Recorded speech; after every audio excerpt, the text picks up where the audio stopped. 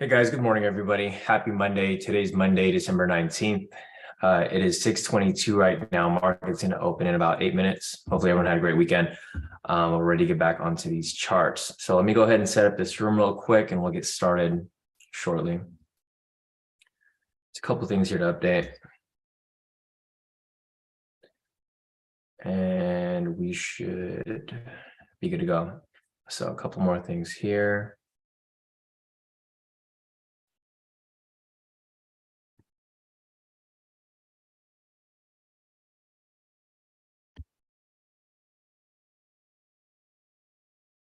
All right, one last thing and I'll get this link sent out to you guys here in the premium.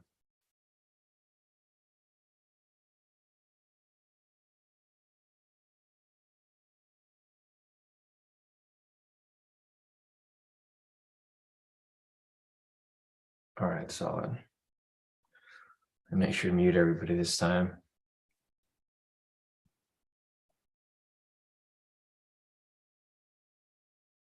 All right, so over.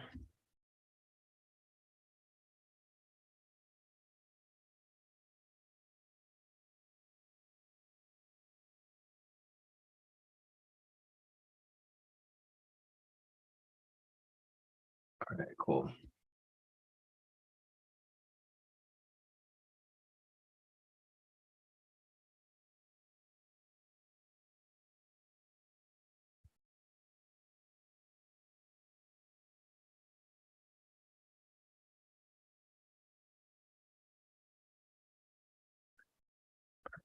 Set that over here as well.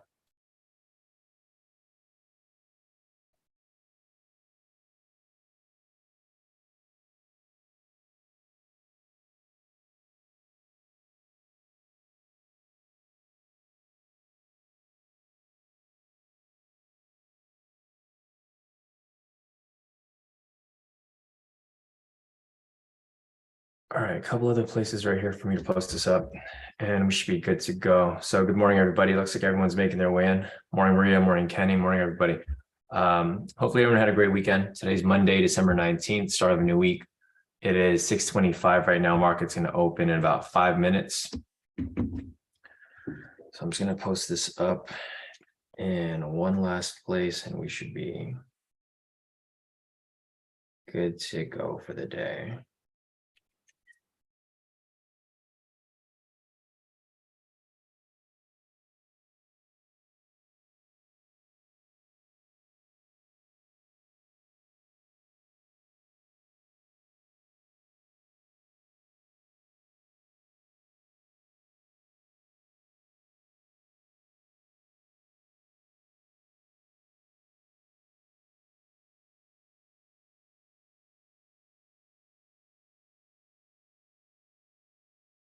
All right, one more thing here. Selling button.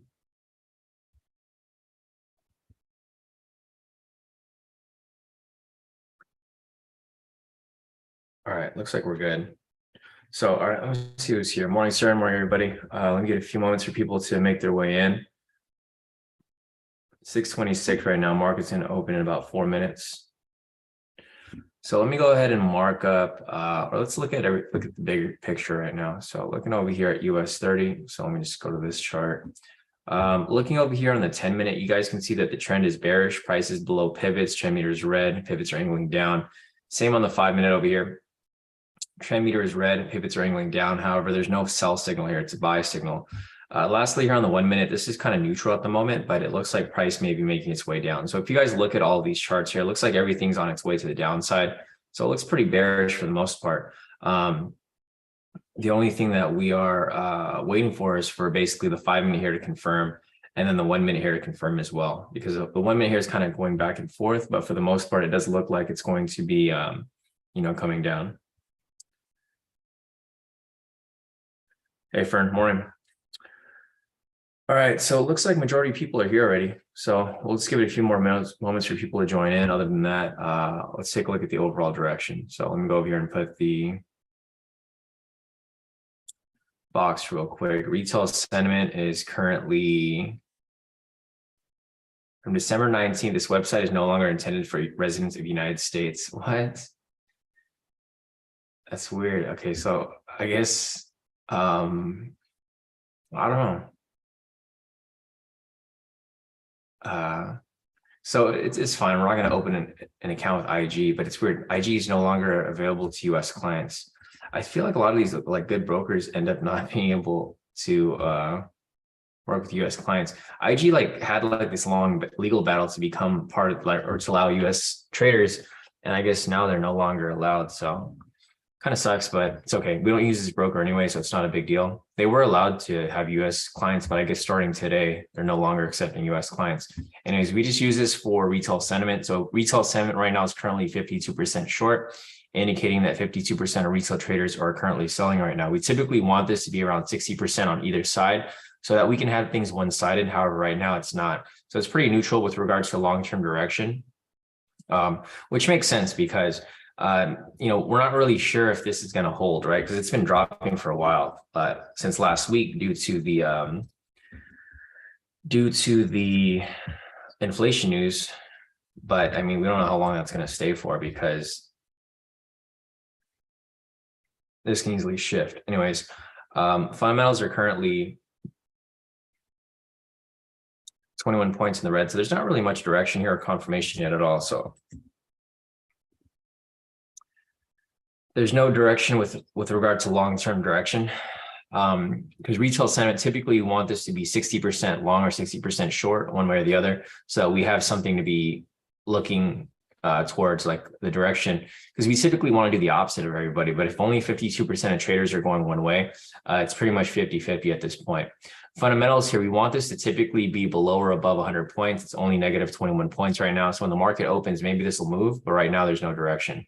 Looking over here at the 4-hour trend, I think it's bearish, I believe. Yeah, so this one's bearish. 1 hour is also bearish. 30-minute is neutral. 15-minute is neutral. And the 10-minute is bearish. So for the most part, it looks bearish overall. Market is now open, guys. So if we get a strong red candle here, this will technically be the breakout, but there's a sessions right below right here. So I don't know if we want to take a trade right there. Obviously, you can see prices rejecting directly off it. You can see right here, price rate rejected off it 3 times. This is like a triple bottom off here. You definitely don't want to trade where the sessions are. So even if we do get a strong red candle here with the sell signal, I mean, obviously I wouldn't take it because it's right at the session. So we'll see what happens in the next couple of minutes or so. But as you guys can see here from the long-term direction, retail sentiment is neutral, fundamentals are neutral, 4 hours bearish, 1 hour is bearish, 30-minute and 15 minutes neutral, and then 10 minutes bearish. So short-term direction is somewhat bearish. However, it hasn't confirmed yet.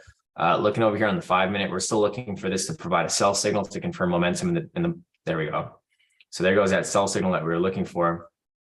And there goes the breakout. So if you guys are taking the breakout, this would be the breakout. However, as I mentioned, I don't know if this is one I would personally take because it was right at the sessions, obviously.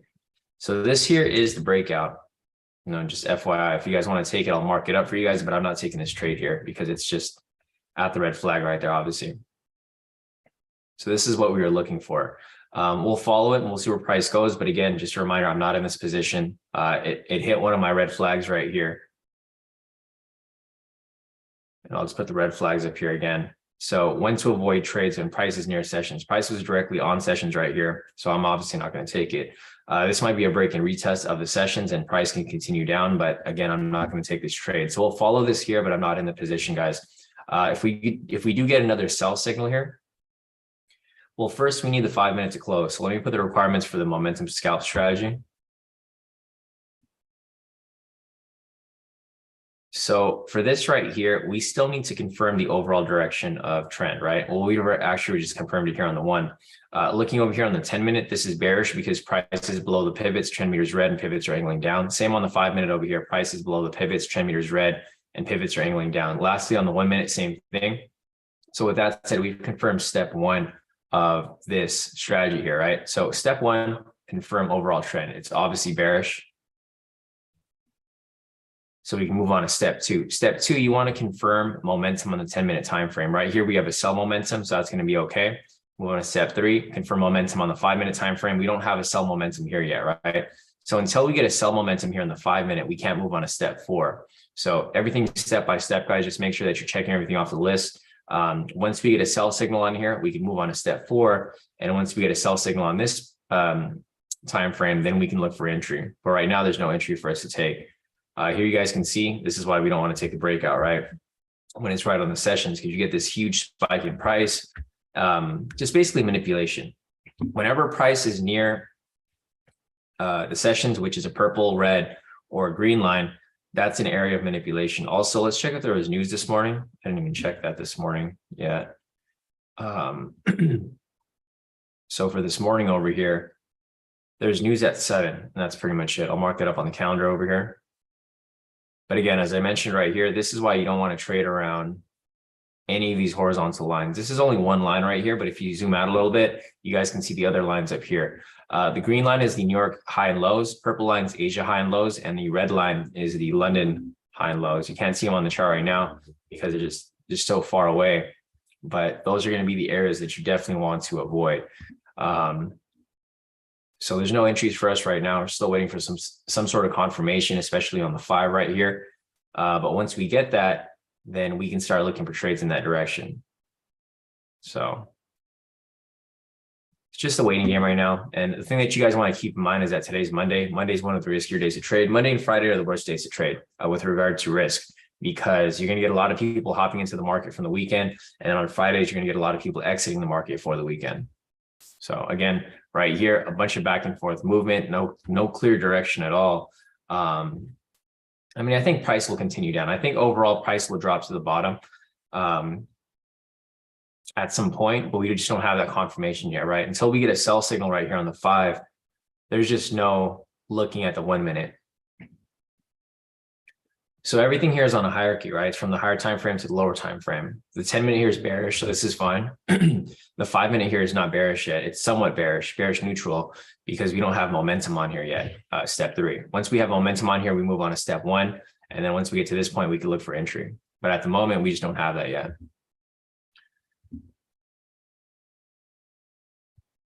Hey, Barack, morning. Money Owens asking, hi, is this US 500? No, this is YM US30. YM is US30, ES is S&P 500. It moves similar though. So this is S&P right here. This is the one that you're looking for money on. We're on YM. YM is US30. Let's see. So there's nothing on, there's not really much for us to take a look at right now until we have that confirmation. So basically what we're looking for here is step 3. We're looking for momentum on the 5-minute time frame. And since we have a bearish trend over here, we're looking for this to continue lower. Not something we have at the moment, but I think eventually price will make its way down. So just a matter of patience waiting for this to come down. Other than that, let me see if there's anything else here. So we have news here at 7, and I think that's it. I don't see anything else on the calendar. Let me check my FX book.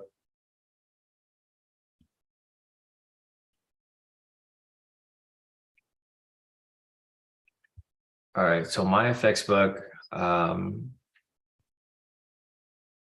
it's just 7 o'clock, 7 o'clock and 8:30. That's about it.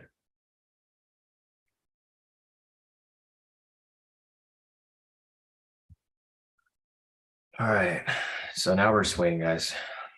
I mean, realistically, that's all we're waiting for. So there's a couple different scenarios. What we can wait for here is for a sell signal to come up on the 5. However, if the 10-minute provides a buy signal and this starts to shift to an uptrend, then we can look for a trend to the upside, right? But the 1 minute here doesn't matter. So we don't care about what's going on here on the 1 minute yet. We care about what's going on here on the 5. If this here doesn't provide a sell signal and starts to shift above the pivots, then we'll start looking for a possible reversal, but we don't have that yet, right? So right now we still have a bearish trend with regard to the 10-minute, 5-minute, no longer 1 minute, but this can just be noise and price can be making its way back down. So right now it doesn't really matter to us. We're just kind of waiting for this to play out. Price is realistically just in an overall range right now. So let me just close this right here.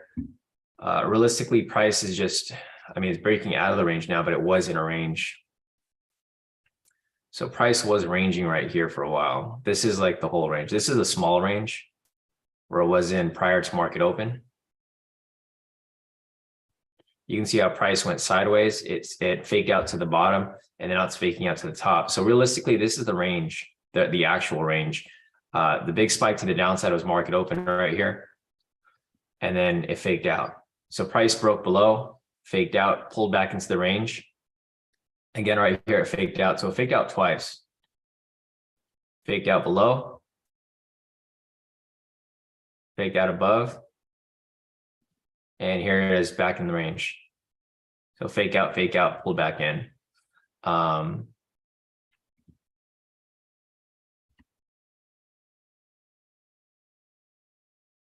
So we're pretty much just waiting for this to choose its direction. I wouldn't chase this to the upside yet until there's confirmation. Realistically, price is just going sideways. The 5 minute here is starting to shift to the upside, but there's no confirmation yet. So looking over here on the 5, price did spike up. However, it hasn't closed up there yet. This has about 1:17 left on this candle. Same with the 10 minute over here. Price can easily just spike off this pivot, come up, bounce off the pivot, and come right back down. Same on the 10 minute over here. So you want to wait for this to actually close. So the 5 minute over here is pushed up above. Same with the 10. Just gonna have to wait for it.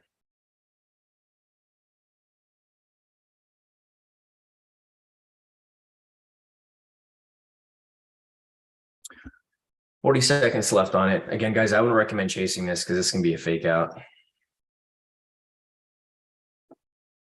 Wait for that confirmation. The 10 minute here is turning neutral, and the 5 minutes. So you can see the trend meter down here is turning blue. When it turns blue, that means it's neutral. If it's red, that means it's bearish. If it's green, that means it's bullish. But this can easily just make its way right back down. So I'm not going to chase it, obviously. It's got to wait for the confirmation.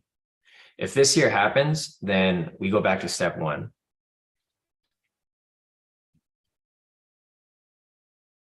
So we'll see where this candle here closes.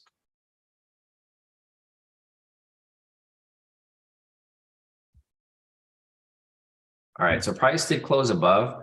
But as you guys can see from here on the 5 minute and 10 minute, the trend meter still hasn't confirmed yet, right? The trend meter is still red. So price can make its way back down still. Unfortunately, we have to move back to step 1 because everything else isn't confirmed yet. We were looking at step 3. Now we've got to go back to step 1 because first we need to confirm that we're trading the overall direction of trend. Looking at this right here, the 1 minute is bullish, 5 minute is bearish, 10 minute is neutral bearish.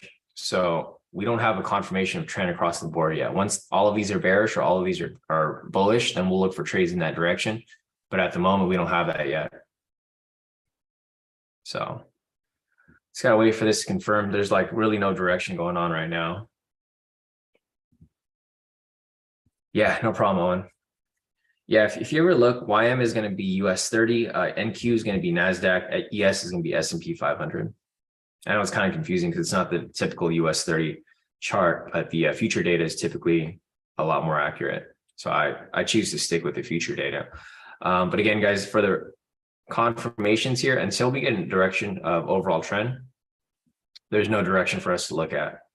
So price can really go either way. Let me take a look on the bigger time frames. I kind of want to see where price is going here. So looking over here on the 1 minute, it's still pretty, 1 hour, it's still pretty bearish, right? So price is still below the pivots. It's attempting to make its way up. However, I think this will continue coming down most likely. Who knows? We'll see. You guys can see here that it's still pretty, it's consolidating, but it's still like somewhat bearish. The only problem with this here, with it being bearish, is that we're getting so close to the end of the year. Typically, towards the end of the year, US30 becomes very bullish, right?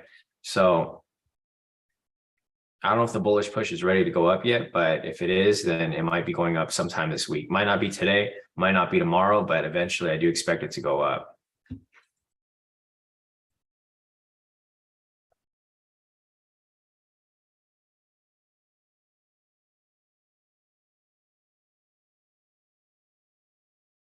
I can't find that box. Let's see what it's at.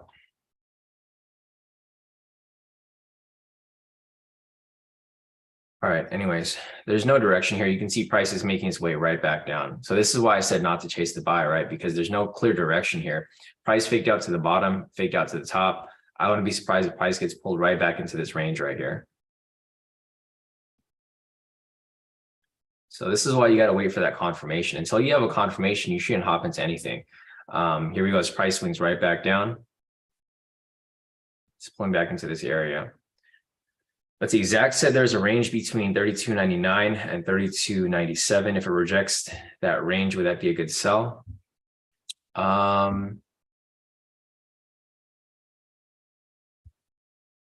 32. Where did you get that range from, Zach? Because my range is right here. So I'm not sure where you got that number from. That number is like really big. Or am I wrong? Let me see. Let me check real quick. Oh, because your pricing is different. So I'm on YMs. You're probably on US30, so your pricing is way different. Is your range the same as mine right here? I mean, pricing is not really going to line up with ours because you're on US30, which is a copy of the asset. YM's the actual raw price. So I'm assuming, because my price is currently at 33,151. So like price is like way off from what you're looking at.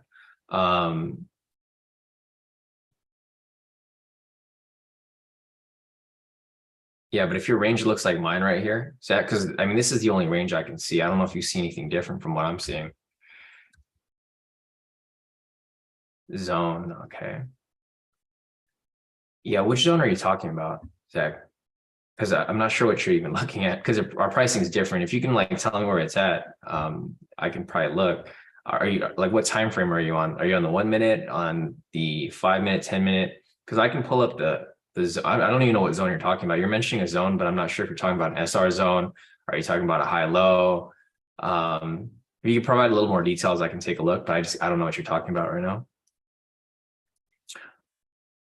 Because if you're on a different time frame, I can shift to that time frame and I can see what you're referring to. But if it's the same range that I'm looking at right here, then yeah, I mean, your analysis probably lines up with mine, because realistically, we're looking for price to push away from it, right? So like, for example, if I'm looking for price to get away from this range, it's currently at above it, right?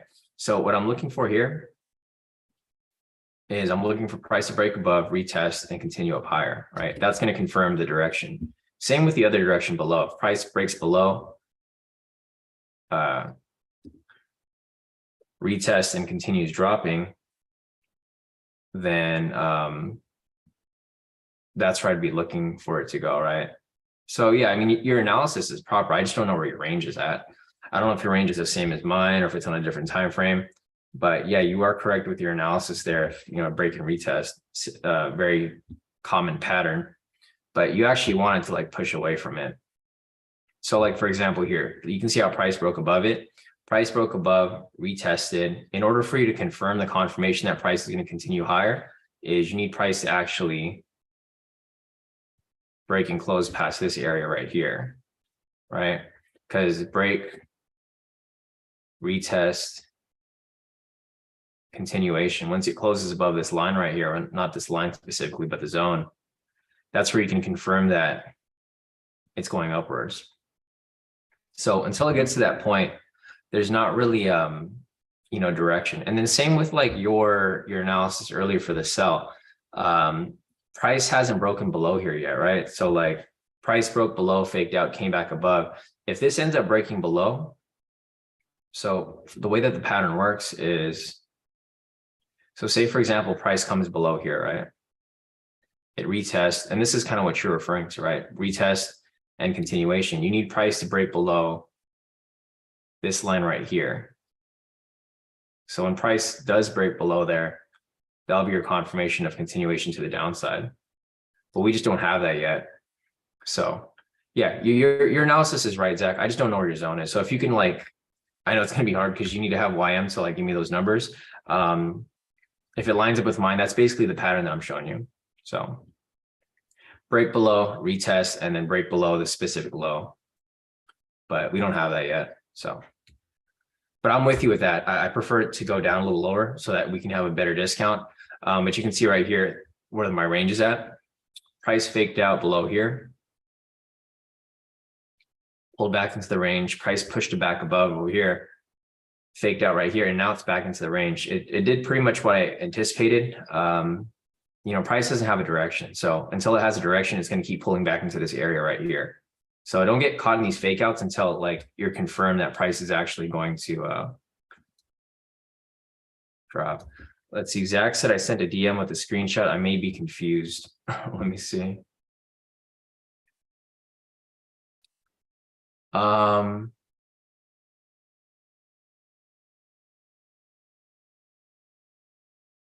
Huh.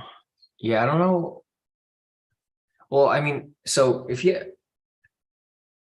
I'm looking at your screen right here. I do see a range right here, but I have no idea where this is at because you're on the 1 minute. It might be lined up with mine right here, but I can't really tell because yours is at like 3 something. So your range over here was at, I'm looking at the timestamp and I don't know what time zone you're in, but if you're at in my time zone, your range is starting from about 3 to like 4. So your range is like way up here. But here's the thing, this is no longer the range, right? Zach, I think you might be confused with your analysis because your range is up here, but price is already down here. So it broke away from that range a long time ago, or I guess the zone. This wouldn't be considered a zone. This is a range, right? If you're talking about zones are like areas where price, I mean, you can consider this a zone, but don't like let me talk you out of considering this as a zone. But a zone would be like like a support and resistance zone, right? Supply and demand. I wouldn't consider this as supply and demand or support and resistance because this is just considered a range. So I think your analysis might be a little flawed. This is a range. You're right about identifying this as a range, how you said initially, but I don't see it as a zone. Because a zone would be something like, so a zone would be something like this. Like, see how there's a lot of resistance up here? Like you consider this to be a zone, right? And then, for example, right here, you see a lot of lows right here. You consider this to be a zone. So price broke and closed below this zone right here, and that'd be break and retest past the zone. So I think you might just be mixing up your analysis. It might be a little off, but it's okay. But you're right with identifying that as a zone. So that's, I mean, as a range, but not necessarily a zone there. Yeah, no problem, Zach.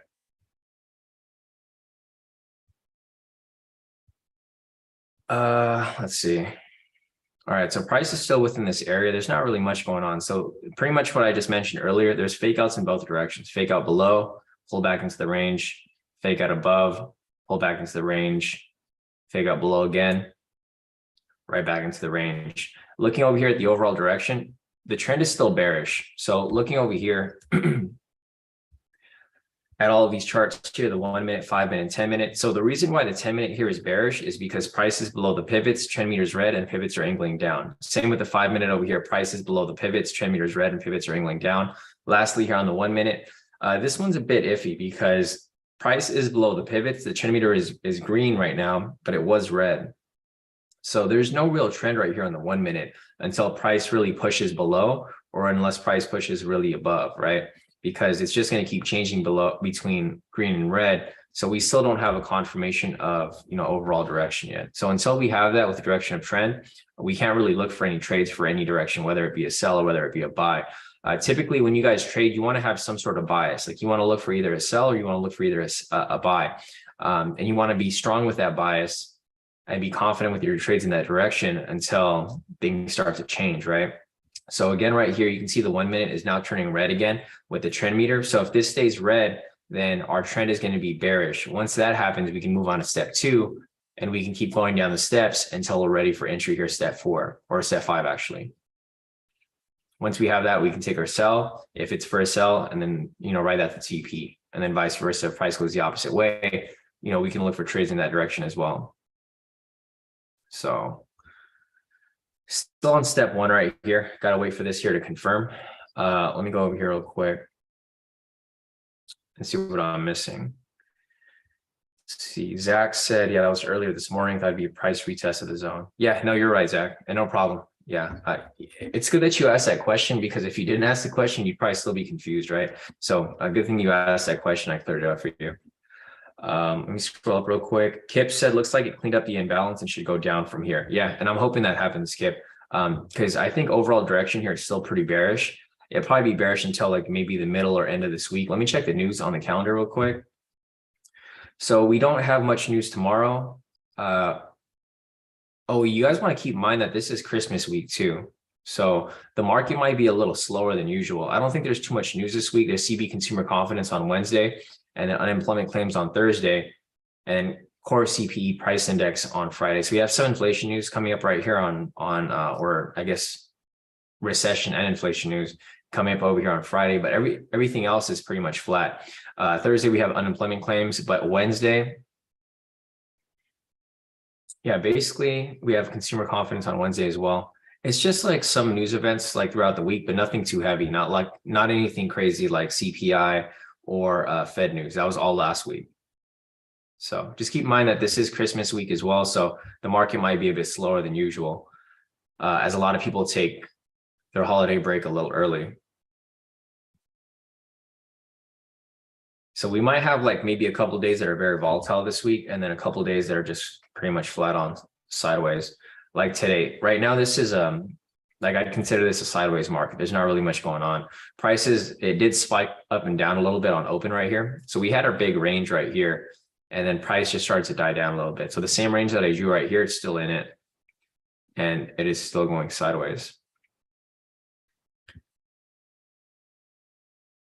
Dejan's asking, is next week Fed week? December is confusing. Fed week was last week, Dejan. So last week we had Powell speak. So Jerome Powell spoke last week. We had inflation news, CPI, PPI. So all the Fed stuff was like last week. Next week is I think next week is NFP, right? Let me check real quick. Actually, no. So December, yes, December is a weird month because it has an extra week ahead of it. So, and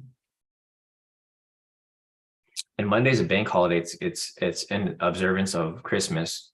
So I think this week and next week are considered, well, next week's the actual holiday week, but this week, a lot of people are taking the week off early.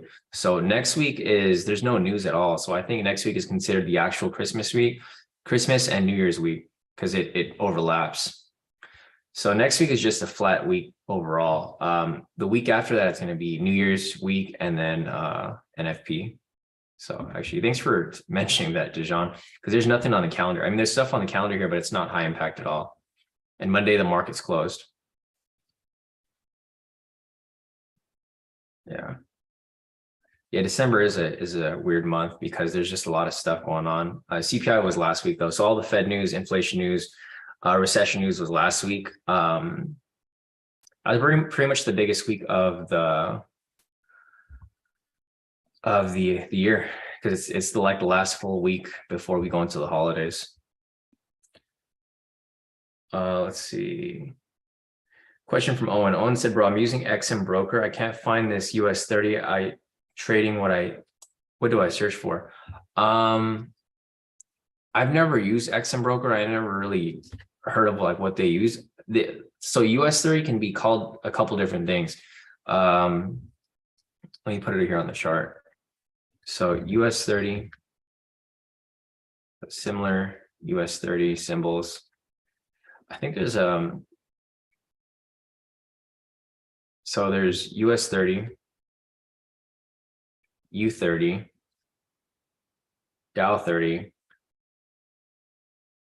DJ30, YM. I think that's it. I don't know if there's anything else. Does anybody know any other symbols? Because I think this is all that I know of. So Owen, you can probably check these out, or your broker might not carry US30. So I'm not sure if they should carry US30 because I think everybody carries US30. It's usually either US30, U30, Dow 30, DJ30, or YM. YM is the actual future though. So if you have a futures broker, it'll be YM. So it'll be, one of those right there. And it might be under, yeah, Kevin said search under indices or CFD. It should be listed on there. Yeah, should be on there. Or Kip said USA 30 as well. Thanks, Kip. Or USA 30. Yeah, it should be under cash or futures. or indices, one of those. Yeah, Madhu said it should be on there. Kingdom, or sorry, not Kingdom, Owen. So you should be able to possibly find it under one of those. Nice. Yeah, so Kingdom said, this is good, thanks. He's on US30 velocity matches MT4 price. Yeah, so the pricing is okay. I mean, the pricing won't really matter too much. So as long as it looks very similar, Kingdom, then it should be good. You just want to make sure that price is actually moving the same direction, because there's different symbols, but they're all pretty much moving the same way. Like US30 will move same as YM will move same as Dow 30. They're just different names of the symbols. Some are indices, some are futures, but they're all mirrored off YM. YM is the main one. So this is the main one. And then everything else mirrors this one. So US30, Y30, or Dow 30, any of those, they just pretty much copy what this one moves. That's why I use this one as my data. See, question from Justin. Justin's asking, was that a valid sell on the 1 minute with the red momentum candle, or no, because timeframes aren't lined up? Yeah, so for, let's see, the one that you mentioned, sorry, Justin, there's no timestamps over here on your message, but I'm assuming you're referring to this big one right here, right? Or if not this big one, you probably weren't referring to this one because this was opening candle. I think you're referring to this one right here. So this one right here wouldn't be an entry because the requirements here weren't met. So for that sell signal that you referred to right here at 647, there is no sell signal here on the 5, and there's no sell signal here on the 10. So for one, you were right with your analysis as well. The overall direction of trend wasn't bearish, so we couldn't move on for that entry there for the sell. And then also none of these requirements were met as well. So once we confirm step 1 over here, overall direction of trend, which we're assuming is going to be bearish, once we confirm that, we can move on to step 2. For step 2 over here, we need the 10-minute to have a sell signal. There's a buy signal right here. So until we get a sell signal, we can't move on to the next step. So first, we need to confirm overall trend. We need the 1 minute to just be below here. If the 1 minute stays below here, then great. We can move on to step 2. And then from there, we can look for a sell signal on the 10, look for a sell signal here on the 5, and then the sell signal here on the 1, like you identified, would have been the entry. We just don't have that yet. So back to step 1 over here. It's just like, it's a checkoff list, right? So whenever we're going for an entry here, we just got to make sure everything's lined up. Once everything is lined up for step 1, move on to step 2, step 3, step 4, and then entry on step 5. I know it seems like a lot of steps, but realistically, it's not that bad. Like once you check off the first couple steps, then you're really just looking for a sell signal here on the 1 minute. Here we are on the news candle. So this is, I think it was low impact news for today. Yeah, we have NAHB housing market index right now at 7. I'll go and mark that up right here. Looks like news is kind of pushing price around a little bit, which is good. We needed that push. All right, so there goes the news candle right here.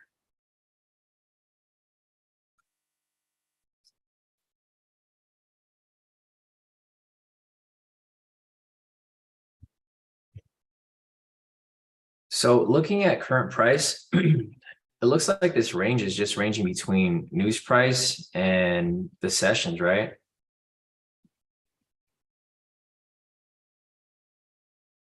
Yeah, so if I drew a range right there, it's funny because it's the same range that I drew earlier. The one that I drew over here, it's lined up very similarly. So yeah, price is pretty much just ranging between news price and the sessions down below.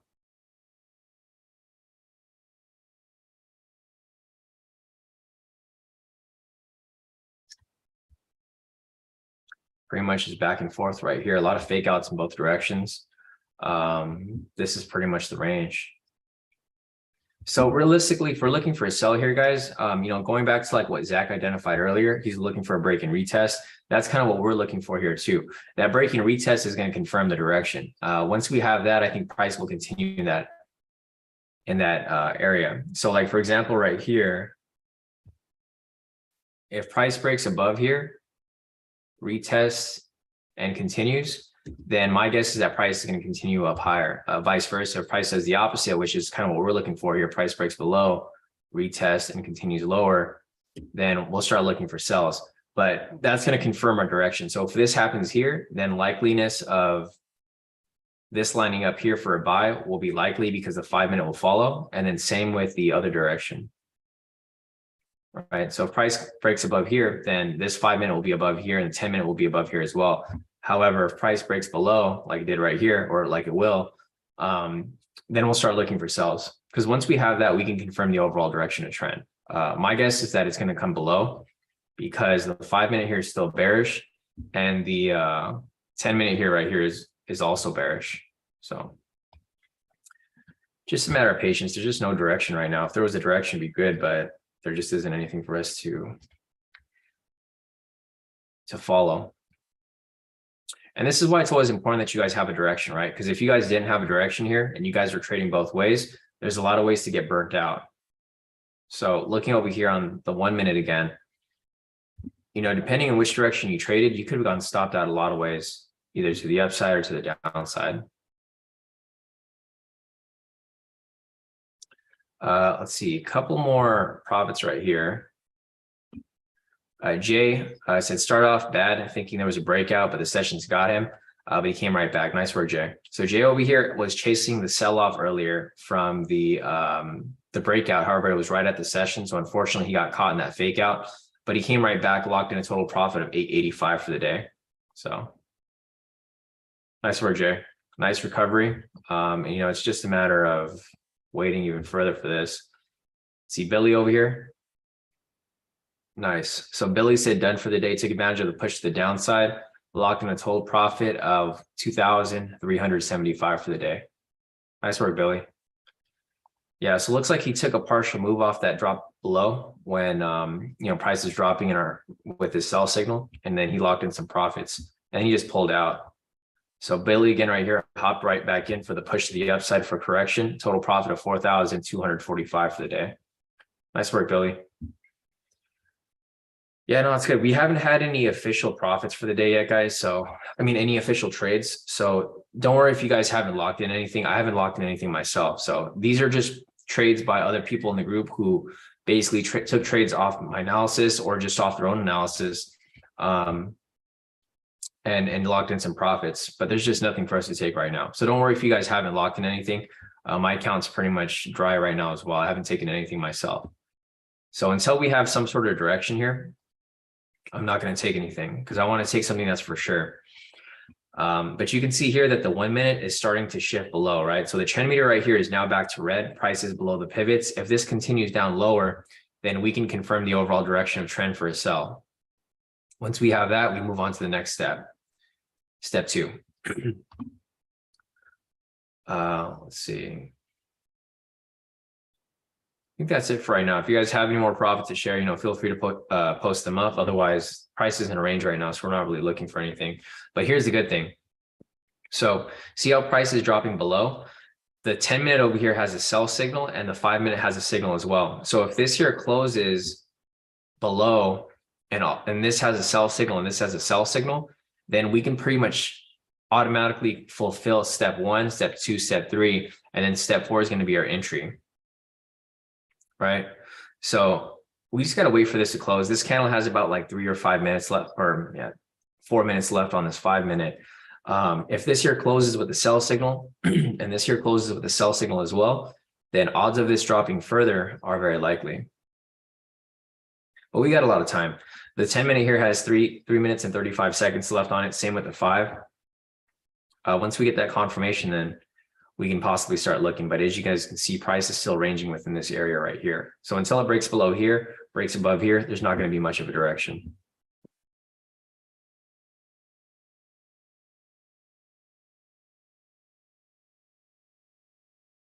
Yeah, well, I just saw your message. I'll respond to you on Telegram a little later. Barack over here posted some more profits as well. He said, hey, Sean, I just reduced my target. Happy with it. Done for the day. Took the wick rejecting off the red pivot. So we took these sells right here when price was bouncing off the red pivots, like this area right here. Brock basically took advantage of that. And then he locked in a total profit of 4,258 for the day. Nice work, Brock. So if you guys have your own strategies and you guys can apply it with my analysis, or if you guys know my other strategies, you guys are more than welcome to apply whatever you like. But as I mentioned during these live sessions, I'm only looking for quality entries. So like basically every trade that you guys take with me, I want to make sure that that trade that you take with me on the live session is almost a guaranteed win, right? There's no guarantees in trading, but every trade that I do take, I make sure that that trade is almost 100% sure. If you guys have been following me on my live sessions for the past, 2 months now, we haven't had a loss in over a month on these live sessions. So if you guys could just stick to the live sessions, I know it's kind of annoying when there's no entries, but the quality of trades that you'll be taking with me here on the live are going to be very high quality. So I'm not going to give you guys a bad trade. Basically, whenever I take a trade, I know for sure that trade's going to hit. So if you guys can just be patient and wait for all this to line up here, I know these don't come up as often, but when they do come up, they're almost for sure going to hit. So if you guys have looked at our results for the past couple of months,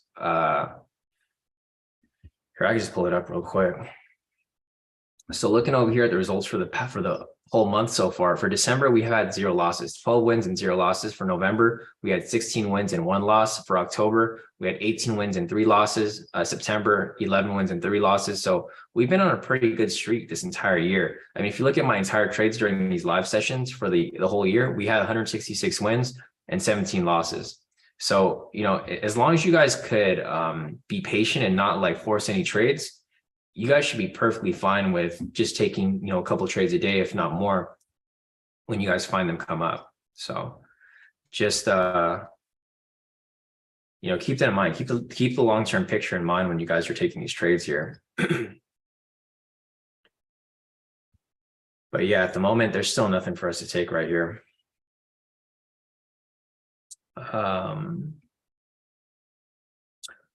Okay, cool. Yeah. So Owen said he just checked his US30, same pattern as yours, so we're good to go. Perfect, Owen. Yeah, Madhu said prices ranging between news and opening price. Yeah, exactly. Actually, I didn't even mark up opening price. Thanks, Madhu, for mentioning that. I forgot to mark that up right here. And if you guys send me messages on Instagram, Christian, I know you sent me like a couple messages. I haven't gotten to them yet, so don't worry. I'll get to them later today. I just kind of went off the grid for past couple of days, but I'll respond to your guys' questions a little later. But thanks, Madhu, for mentioning that with the opening price. I'm glad the opening price is like right in between this range here too, so we can avoid trades in that area. But again, there's no price direction as with regards to the 1 minute. Price is still within this range here. If it pushes above, we'll look for buys. Pushes below, we'll look for sells. But right now, there's nothing for us to take. Just a big sideways market. However, I'm still expecting this to come down because the 10-minute and 5-minute here is still below the pivots. Just gotta wait and see where it goes. 7:10 right now, so we still got about 50 minutes till 8. It's just gonna be another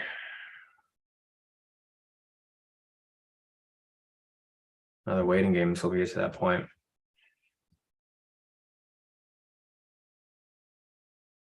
Nice. Cool. Yeah, no. So looks like you just bought your new laptop to start trading your live account in January. It's awesome.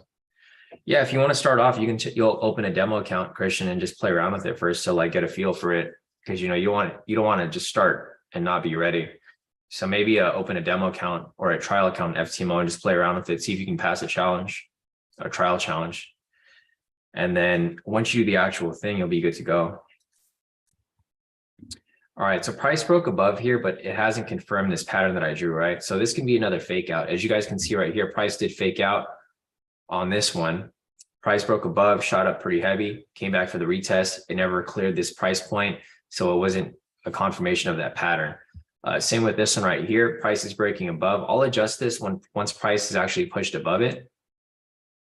And then we'll see if this break and retest confirms. I think this is going to be another fake out. I think price will probably just push up right here and then pull right back in below. I think that's probably what's going to happen here, in my perspective. And that's basically what's happening right here.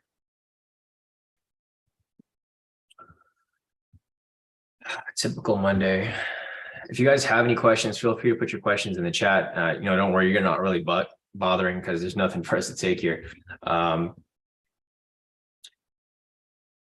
Yeah, so we're still on step one right here, guys. We're still confirming the overall direction of trend because the 1 minute here keeps going back and forth.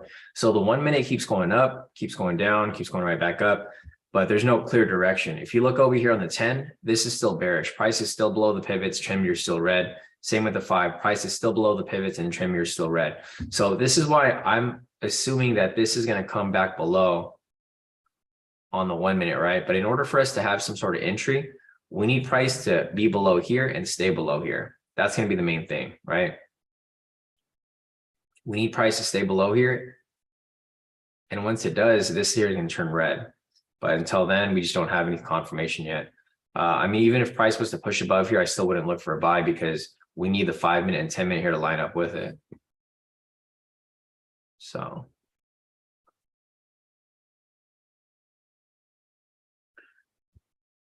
Yeah, we'll see. Let's see. iPhone's asking Sean, why would I sell if news was bad? Because we're not trading news.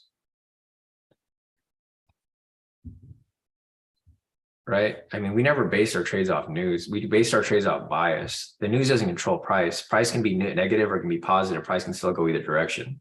So I've never traded off news. I'm not sure like where you got that analysis from. If you trade off news, then I mean, typically price will do the opposite of news, right? So if you look at the news last week, inflation news was good, but what happened with price? It dropped like 9,000 pips. So if I was to ever trade news, I would do the opposite of news. So for example, if you look at the news from last week, right? We had really big news last week. What was like, there was like news that happened last week that was positive, or not last week, but the week before that. So there was inflation news last week that obviously dropped price pretty heavy, but there was more inflation news the week before, I believe. I don't trade news. So like, for example, here, Friday, December 9th, right? Core PPI was all positive on the 9th, right? If you go over here to the 9th and you look what happened when price came out on that day, where was the 9th? Right here. So inflation news came out right here on the 9th and price just skyrocketed up, right? So I never recommend you trade off news. I think that's like a horrible analysis to trade off news, like to just base your trade off news. Because typically price does the opposite. So news right here was actually, that was the 9th. Sorry. Right here, sorry. So the 9th was right here. The news happened at 5:30 a.m., right, on the 9th. So I'm going to go and mark up the news price right here, 5:30. All right, it was on this candle because this is the 1 hour. You go to the 30 minute right here.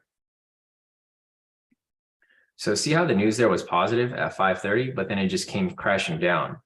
So I would never tell you to base trades off news, because if you did that and you thought, okay, price news here was positive, so it has to go up, right? If you did that, and you took the buy there because it was positive, you would have been down 5,000 pips. Does that make sense, iPhone? Because I've always told you to do the opposite of news. So I'm not sure like why you're looking to sell if it was, or actually, no, I can see where you're coming from.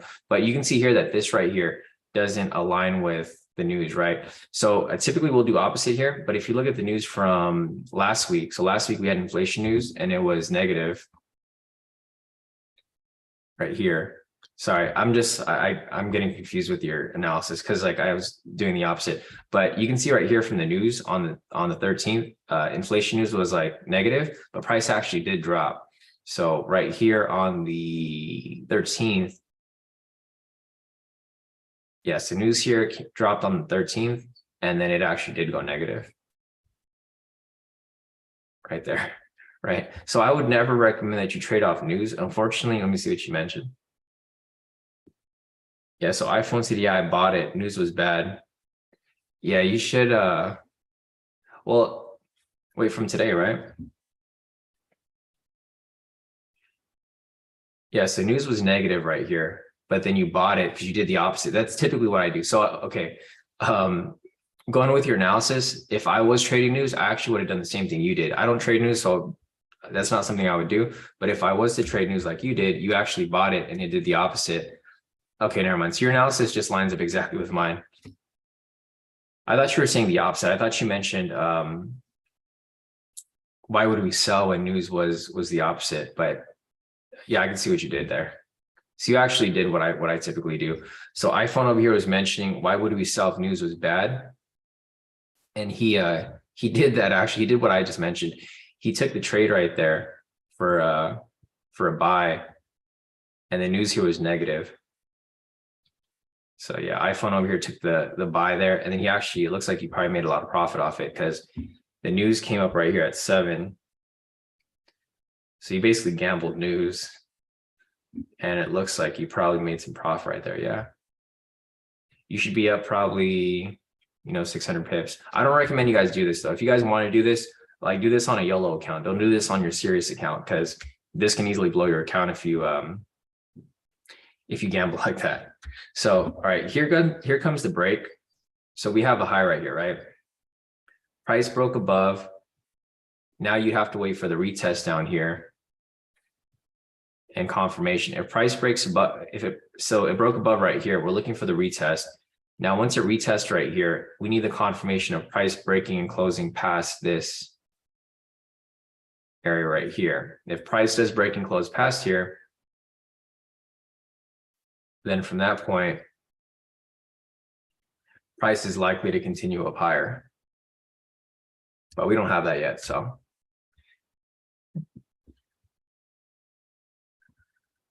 We got to wait for that to confirm. If it confirms, then great. If not, then just got to keep waiting. So yeah, no, solid work there, iPhone, locking that profit off that point. But yeah, super risky. I wouldn't take it myself. See, Jay over here took partial profits, did his quick analysis, stayed into full TP, didn't want to risk though. Nice, Jay. Solid.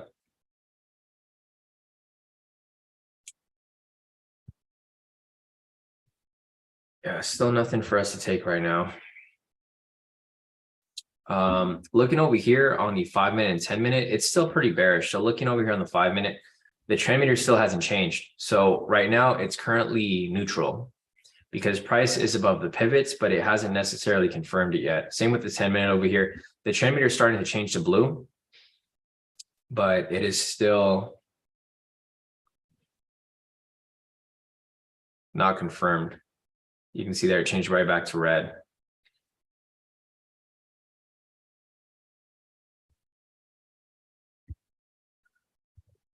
So yeah, if you guys have any questions, feel free to put them in the chat. Otherwise, there's just nothing for us to take right now. This is typical for Monday, guys. So don't worry. If you guys haven't taken anything today, it's still beginning of the week. We have a whole 4 days ahead of us still. So either we get a confirmation of shift in trend to the upside, or we just don't have an entry.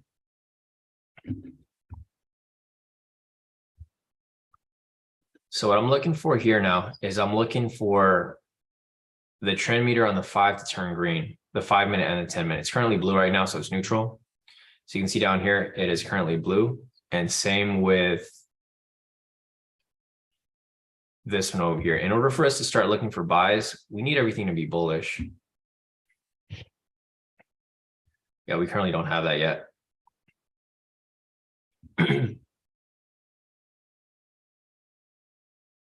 Yeah, Zach said price is testing Asia high.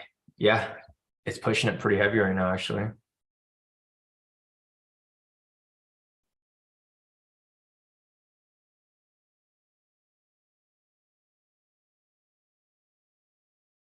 me check the 1 hour. Price is pushing up, but it still hasn't really confirmed anything. It's still kind of going up and down. So this break and retest still hasn't confirmed because it never came back for a retest, right? So this here is no longer, it's not valid at all. The high is still pushing up higher and higher. It looks like it's coming up to test the Asia high and New York. Let me see where this is. Yeah, so there's 3 different sessions up here. We have the New York high, London high, and Asia high. Basically all sessions. This is the high for all of the previous sessions right here. So price is almost there, not there yet, but it is attempting to test the high up there. All right, so looking over here on the 5, so let's go over here real quick and I'm gonna show you guys how things have changed.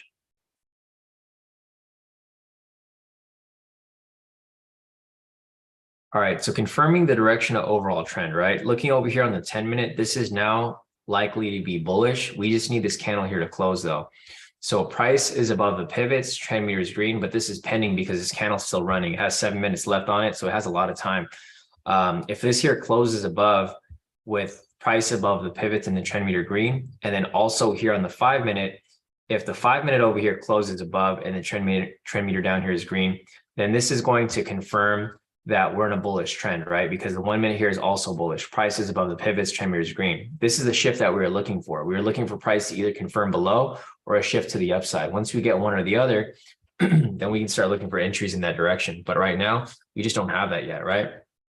So at the moment, we're pretty much just waiting for this confirmation. Once we get the confirmation, then great, we'll start looking for more entries. However, right now, we just don't have the confirmation yet.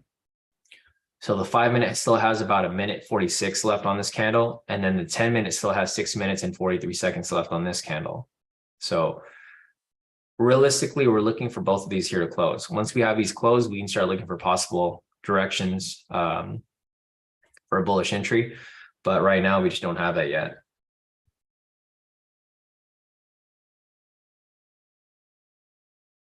Let's see, Zach is asking, let me see, Zach's asking, why are your sessions different places than mine? Because you're on a different broker, Zach. So you don't have the raw data, you're on currency.com, which is US30. As I mentioned, each broker is different. So if you're using currency.com, if you're using Black Bull, if you're using Oanda, whatever broker you're using, it's going to be different for you. But the raw data, that's the actual data, is going to be YM, right? Because YM is continuous. So the thing with your broker, with whatever data you're using, currency.com, the thing with this is that you probably, like, this broker probably opened at a different time. Like it might have opened later in the day or earlier in the day. So that's why your pricing is different, because your session high lows are based off specific times, right? So the thing is, if these sessions are based off Sunday open. Sunday open is different for each broker. Does that make sense, Zach? So like for futures,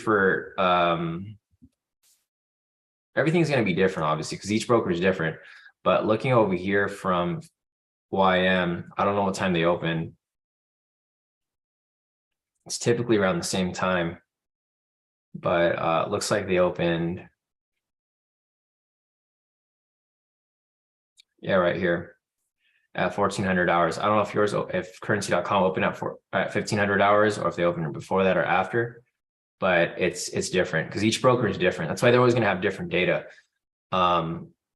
From my experience, I think YM here is the most accurate because everything is based off this, right? Currency.com is not a real, like their US30 asset is not a real asset. It's based off the futures data.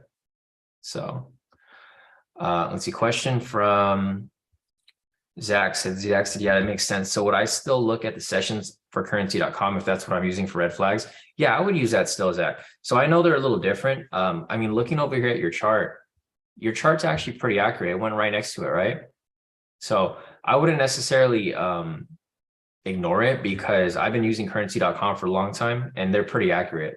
So I would still use yours, maybe use mine as another confluence, but I think yours is fine as well. So I wouldn't worry too much about those sessions. I mean, if you're using both of them, mine and yours, then you're going to have more opportunities to avoid bad trades, right? Because you're going to have two different price points. Like, okay, I should probably avoid this area and I should probably avoid this area here because I think your sessions is somewhere below this area. And price is actually respecting those areas too. So yeah, I would still use currency.com. Use whatever you're using. I just started using YM for like the past, I think, month now, but they're both accurate. It's just YM is faster. So for entries, I would prefer YM, but for red flags, you can still use currency.com. I just wouldn't base it off like Oanda, or let me see what other brokers they have here, because I haven't used these myself. So nothing, I wouldn't use Black Bull. I wouldn't use capital.com, Pepperstone, 8cap, Global Prime, Velocity, any of these really. I mean, you guys can use them if that's what you're using, but I personally haven't tested on these, so I can't tell you if these are good or not. I know currency.com is good. I've been using this for years. I just started using YM recently because a lot of those different brokers had a lot of data issues. So I just ended up paying for YM. You have to pay for this data, so that's why not a lot of people use it. The other broker data is free, so that's why it's usually going to be less accurate, because you're not getting real-time data from the exchange. Like this data here is from the actual exchange. It's not from any broker. Let's see, Malik's asking, is there any pending Forex trades? Not at the moment. So there wasn't anything yesterday. I could take a look real quick. Let me see if there's anything that is running. I did take a look this morning, but there was nothing for us to take. I looked last night, there's nothing either. So nothing on OddCAD, nothing on OddJPY, OddNZD, nothing here. Yeah, it's been a slow open from the week with regard to the Forex market. I mean, last week was kind of slow too because of all the news. But yeah, looking at the Forex market here, the Forex market is probably going to be pretty slow because this is Christmas week. So, I mean, we'll see. I mean, during the holidays, the Forex market is always typically pretty slow. US30 is always going to be fast in the mornings, but the Forex market over here is typically going to be kind of slow. I was looking for a pending entry here on GC, but I don't have anything there yet. GJ, nothing here. GN, nothing there. GU.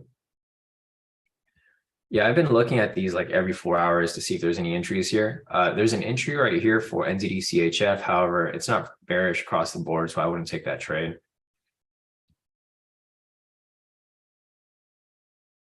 Yeah, there's nothing right now, Malik. Hopefully we'll get something by later today, but the volatility here is very slow, very low. You guys have seen right here, nothing's really been moving since market opened Sunday. So the Forex market in general is pretty flat. Not really too much movement at all. So we'll get back to that. But yeah, US30 right now, still nothing for us to take at the moment.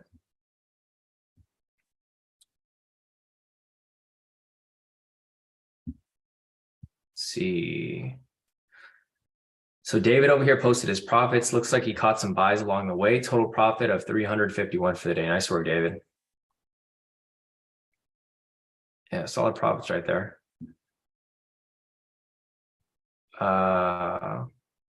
Yeah, Kip said pre-market kind of directional, but sentiment is about even. He's nervous.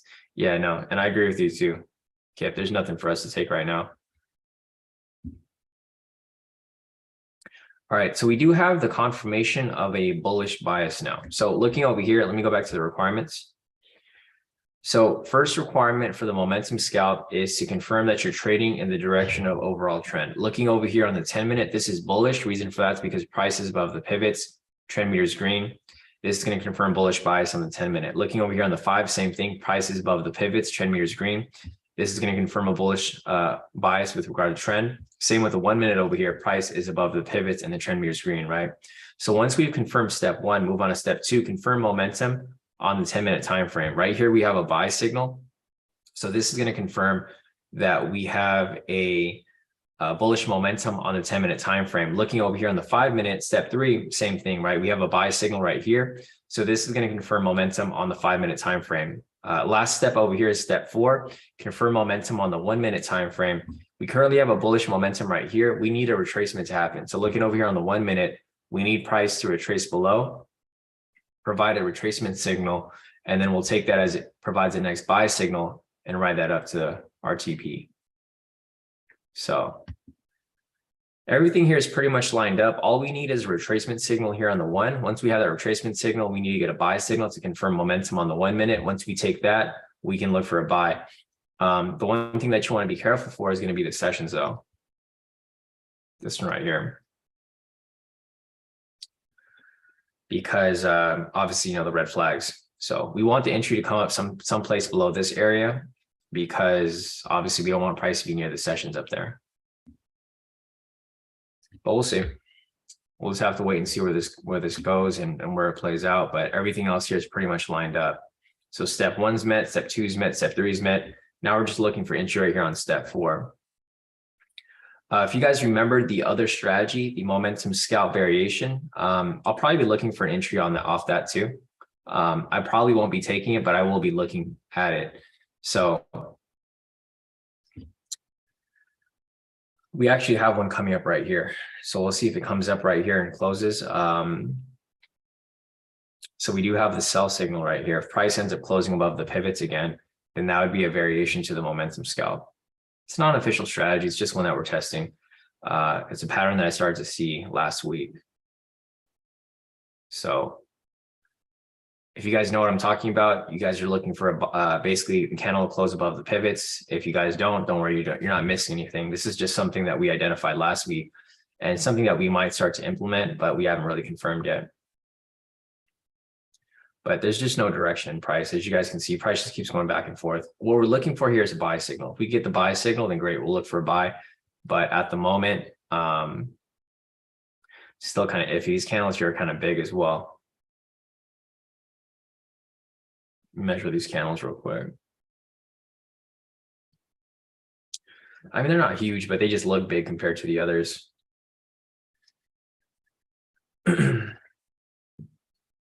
Let's see. Owen is asking what broker you use, bro. So I personally use, I mainly use FTMO. I have I have 7 accounts. So I have 2 FTMO accounts. I have 3 MFF accounts, and I have 1 TFF account. For my personal broker, I use Henko Trade. I use Henko Trade for my scalps, and then I use He Goes Away for my bigger trades, like the ones that I hold on for longer.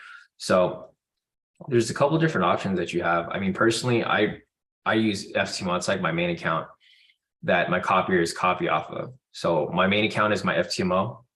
You guys have seen. So if you guys have seen me post my profits before, you guys have seen like pretty much all my accounts. Let me just scroll up real quick because I have a list of all my accounts right here. So like this right here, right? My main account, the first one is always going to be FTMO. That's my first #1 account. The second one's always going to be my FTMO #2 copier. You can see these profits are the same right here because these are the same broker. These are all MFF. So MFF #1, MFF #2, MFF #3, and then TFF is always going to be the last. My personal account isn't copying right now because I was in a longer hold position, so I had to take it off the copier so it wouldn't copy my trade. So this is what my accounts typically look like. They typically look like this. So the first one is going to be my First one's going to be my FTMO. Second's going to be my FTMO #2. This smaller profit obviously is my personal account, my Henko Trade. My MFF is going to be below here, and then my TFF is usually going to be below. So the only recommendation I can make is FTMO really. For the personal broker, I think Henko Trade is fine. So if you want to use a personal account, Henko Trade would be the recommended broker for me. He Goes Away is okay. So I've been using He Goes Away for a while, but the problem with He Goes Away is once you start making big withdrawals, they start to have issues. That's why I don't really use them as much anymore. If you make withdrawals like below 5,000, I think it's fine. But once you start making withdrawals above 5,000, it starts to take a little while, or they kind of give you the runaround for a while. It doesn't always happen, but it started happening a lot recently with me. So I was like, okay, I'm not using He Goes Away as much. It's always an issue that you're going to run into using an unregulated broker. So if you do use an unregulated broker, I do recommend that you don't put too much money in it. I typically don't leave more than 10,000 in the account. Whenever I go above like 5 or 10,000, I just withdraw it and then reset it back to 5. The leverage is high, so it doesn't really matter unless you're taking like huge trades. But yeah, I mean, if you're scalping, it's not a big deal. You just make smaller withdrawals and you shouldn't have any issues. All right, so we have candle possibly closing above here. If it closes above the pivots, then this is going to be an entry for the variation, the momentum scalp variation. I think this would probably be it right there. Is everything bullish? Let me check. So this, again, as I mentioned earlier, guys, this isn't an actual entry that we're applying. This is like, it's the variation to what we're technically applying here for the momentum scalp. If we're looking for the actual entry, you'd be looking for a buy signal here, right? These will typically line up. But again, if you guys know what I'm talking about, there's a possible, looks like one there. But if we do get a buy signal, that would be the actual entry for that specific strategy.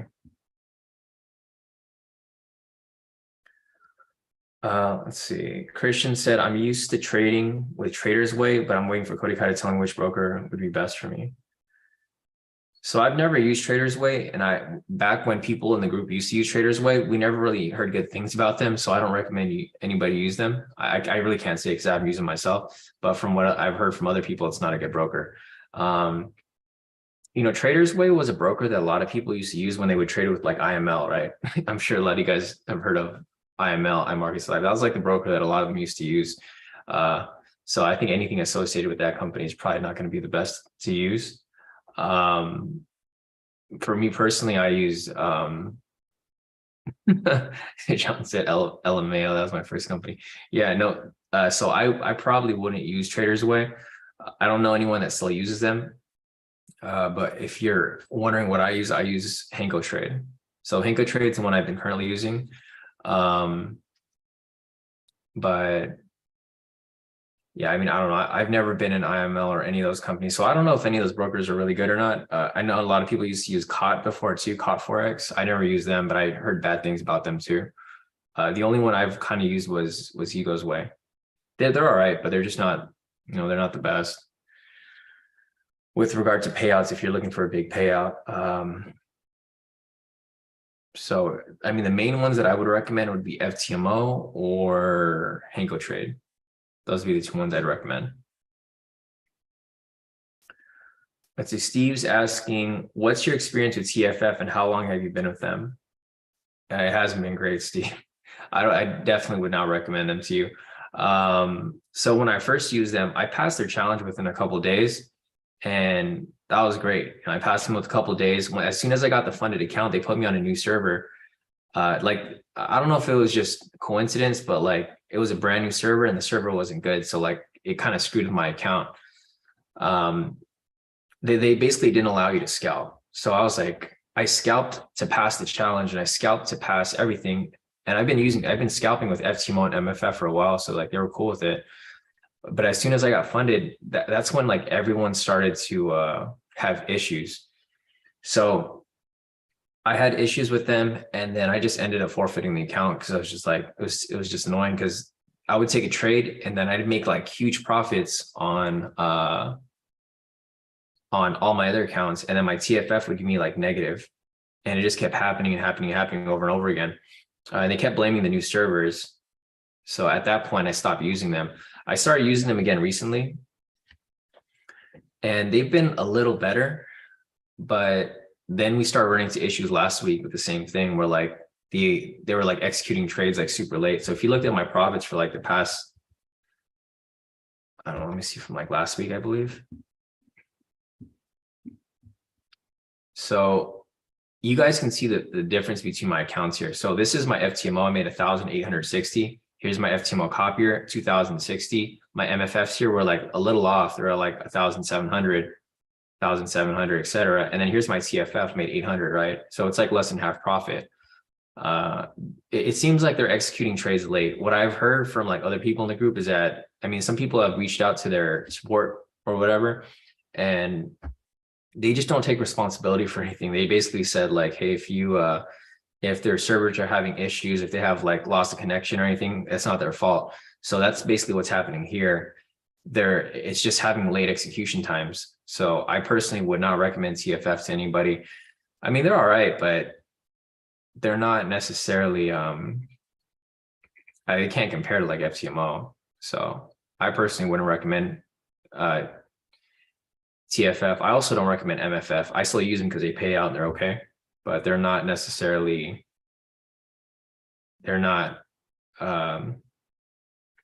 like they're both not that good. Like if you haven't maxed out your allocation with FTMO, then I wouldn't even bother doing TFF or MFF.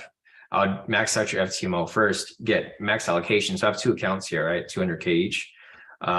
Once you max out your accounts on FTMO, then move on to like other companies. But I don't recommend using them yet until like you've actually, because at this point, like I'm already funded, so it's not a big deal. If I lose the account, I lose the account. But I'm probably not going to do another one. That's why I'm very selective about which funding companies I use. FTMO is obviously going to be number one. MFS is probably going to be number two. TFF is not even on the list anymore. They were going to be number three, but they're not really. They just have too many issues. They're a newer company, so it's understandable. But I don't necessarily, I don't see that as an excuse to like have like bad execution times and their servers freezing up.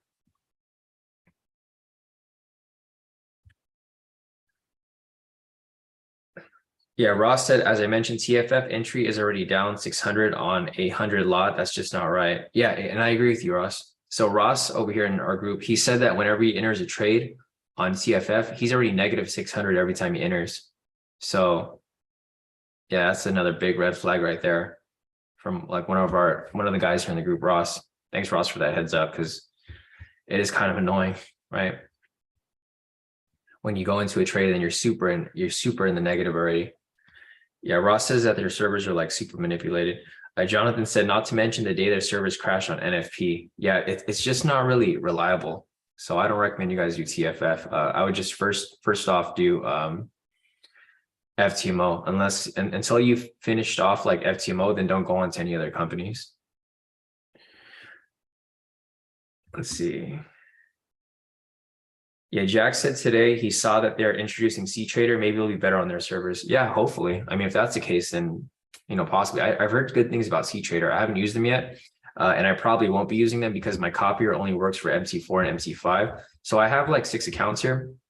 The only way for my trades to copy is if I use MT4 or MT5. So I can't really use C-Trader yet until like these other brokers or funding companies allow for C-Trader, or if I find a copier with C-Trader. See, G-Font's asking, I've seen a few guys with $1 million accounts using REFX. Have you heard anything about REFX? I've never heard of that company before, so I'm not sure. Has anyone else here heard about REFX? Let me look them up.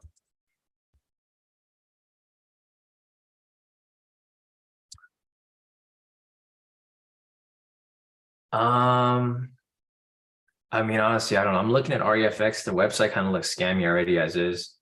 Kind of looks like a cheap website. I mean, the website might not have shouldn't have a say, but I mean, just looking at the website, it looks kind of scammy.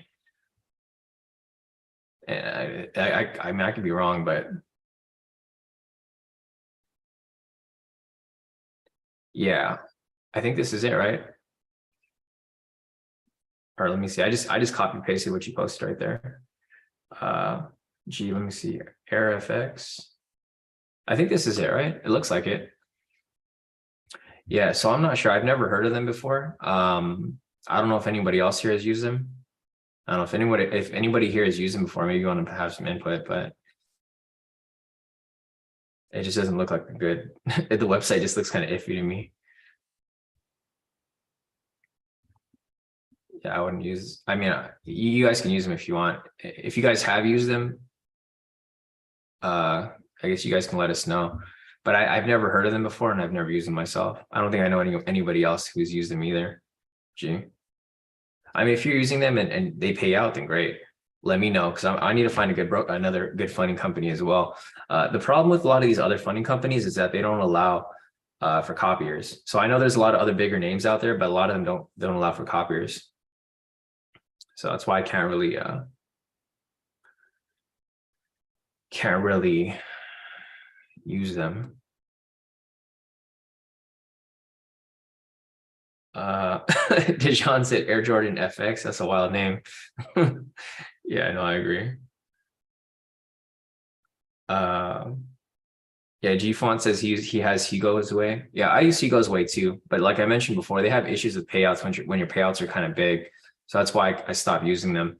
Henko Trade's been okay so far. Haven't had issues with them. So, I mean, we'll see. I mean, brokers are always going to have issues from time to time, but it just depends on like, if you want to keep using them or not. Becky's asking, what about the funded trader? Yeah, Charles, I see your question. Just give me a second. I see you put the question there like 4 times. I see your question, but Becky asked your question before you, Charles. So just give me a second to answer hers, and I'll get to you. So Becky over here is asking about the funded trader. I personally haven't used the funded trader. I know I heard about them a long time ago when they first started. They weren't good when they first started. They had a lot of issues. They didn't allow for scalp trading, and they also had server issues just like TFF. So I personally haven't used them myself, but some people in the group said that they had issues. I think Patricia used them before, and she said they weren't good at all. So I mean, I can't say from personal experience, but from what I've heard and from other people in the group, a lot of people have said that they aren't really that good. They might have changed. It's been like, I think 2 years since we've tried them out. So yeah, Patricia said they're not good for scalping. Thanks, Patricia, for the input. She actually used them. So Becky, Patricia said they're not good for scalping. So if you're going to trade with us during these live sessions using Funded Trader, probably not the best idea.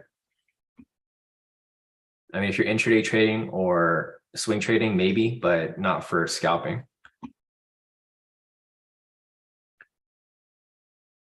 Let's see. John over here is asking Search Trader. So Search Trader, I mean, I personally haven't used them myself. The good thing about Search Trader that I do like is that you can trade YM directly on TradingView. So that's like one of the big pluses about Search Trader. The only problem with Search Trader is that since they're on TradingView, I can't add them to my copier. So I personally haven't used them myself. I was thinking about using them so I can trade directly on TradingView, but it wouldn't make sense because I'd have to basically forfeit the rest of my other accounts. So I personally haven't used them myself. I don't know if they're good. I don't know anyone who's actually used them. But their biggest selling point is that you can trade directly on TradingView. So that's a big plus. However, I can't say if they're good or not. So I can't necessarily give them a thumbs up or a thumbs down because I haven't used them myself. I don't know about their payouts. I don't know who actually uses them. But I've seen a lot of their advertisements on Instagram, so, or social media in general. Yeah, no problem, Charles. Let's see. Question from Owen. Owen's asking, can you try XM Global, bro? I use it. So I don't really focus on personal accounts that much, Owen. My main thing is like funded accounts. So like I use FTMO. I don't think XM Global even allows for US clients, do they? Let me check.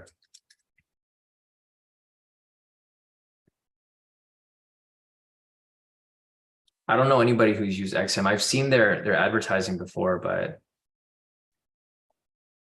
I've never used it myself.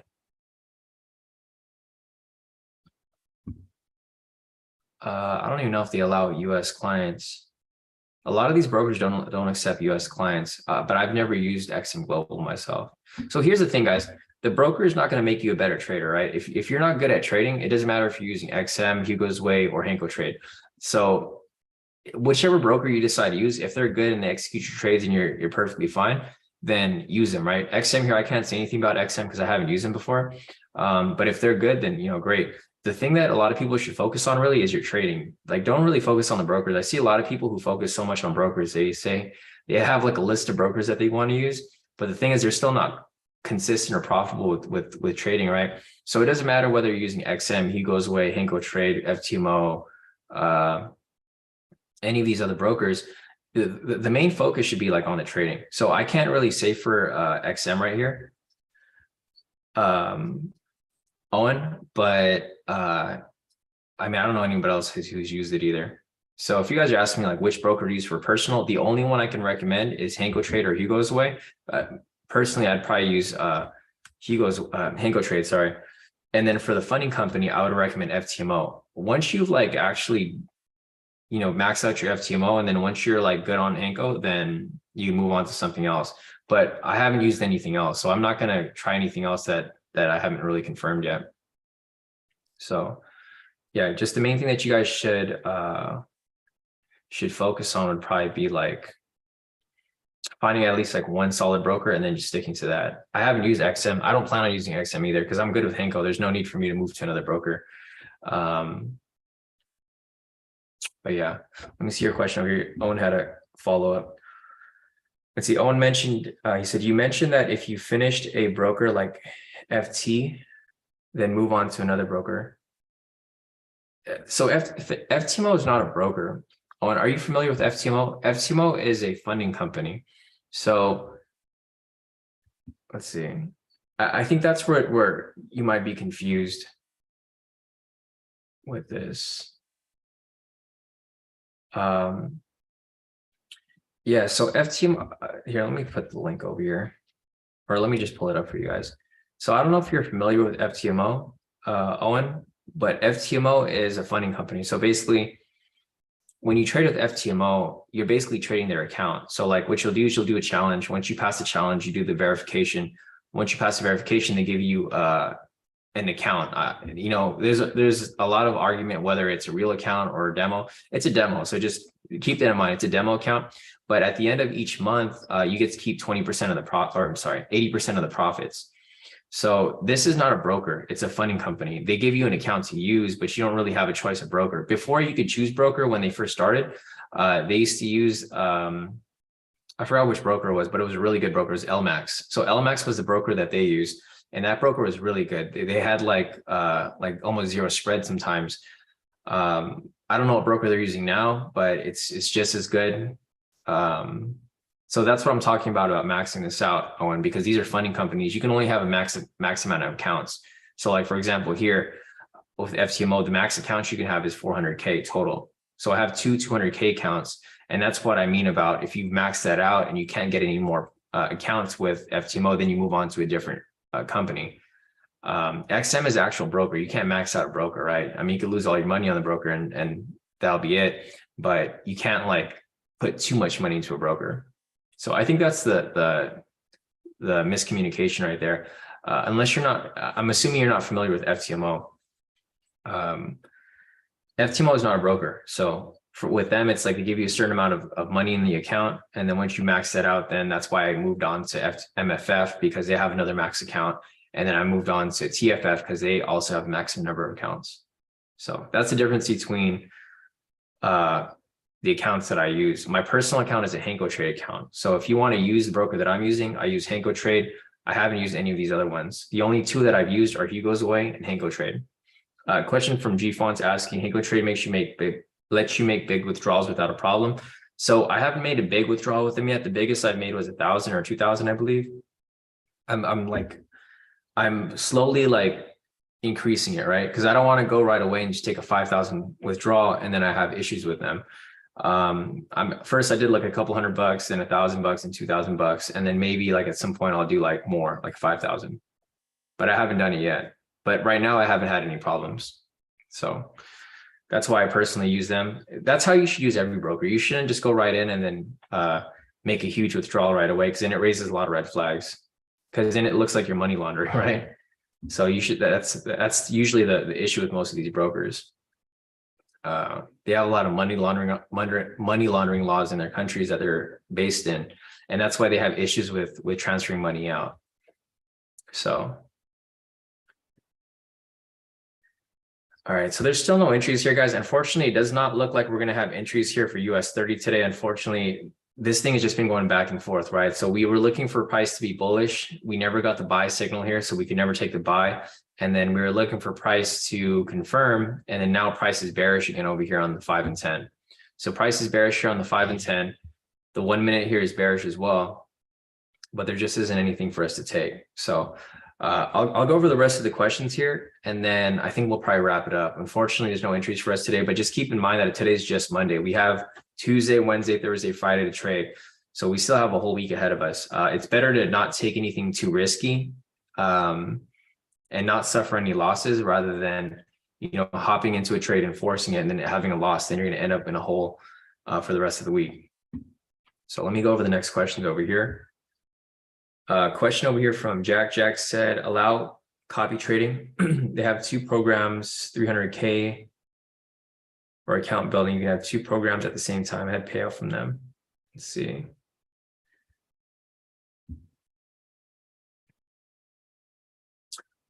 Sorry, Jack. I think you're referring to TFF, right? Or are you referring to something else? Because I kind of got mixed up. So Jack over here said allow copying. They have two programs, 30K challenge or account building.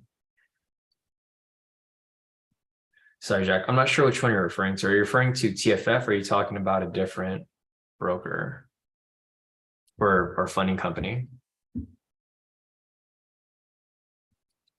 Because I'm backtracking to like your message over here. I think you're referring to TFF, but I might be wrong.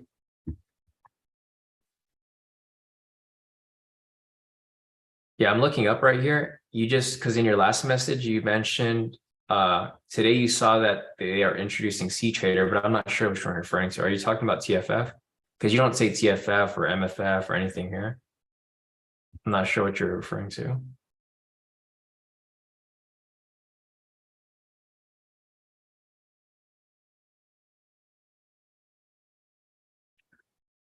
All right. So another question from Owen. Owen said, yes, he's confused. Makes sense, bro. Can you also explain what you mean by funded accounts and personal? So the difference between funded accounts and personal is, so like I was mentioning right here, FTMO, right?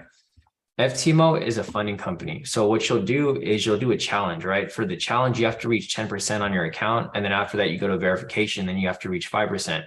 Once you pass both of these right here, like you're done with the challenge and the verification, then you get a funded account. So with this funded account, they'll give you basically whatever account size that you did the challenge for, right? So for me, I did a 200K account. So what happens is I pass the challenge, I pass the verification, then they give you an actual account with 200K. It's not a real account. Like it's weird because they say that they give you a funded account, but it's a demo account, but you trade on it. So when you trade on this funded account, you don't have a profit goal anymore. So at the end of each month, you'll get a payout. You get an 80% profit. So like say, for example, I have a 200K account, right? For what was the week before? Let me just show you like my total profits right here off of my FTMO. So right here, you can see for my FTMO last week, I made 2,680, right?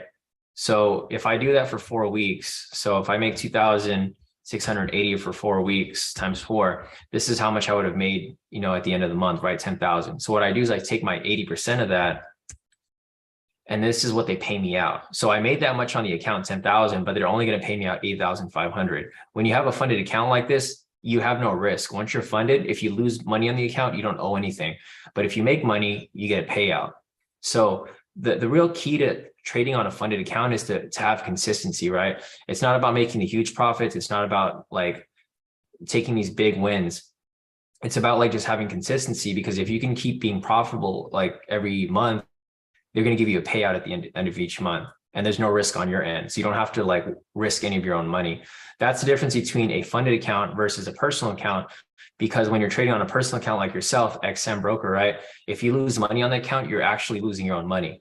Like for me on Hugo's Way, or Henko Trade, if I'm trading on my Henko account, if I'm losing money on that account, that's my actual money. This isn't my money here. So I'm trading their account, and at the end of each month, they're going to give me a payout, 80% of whatever I made. So say, for example, I take like one trade, like for that week, I made 2,680, right?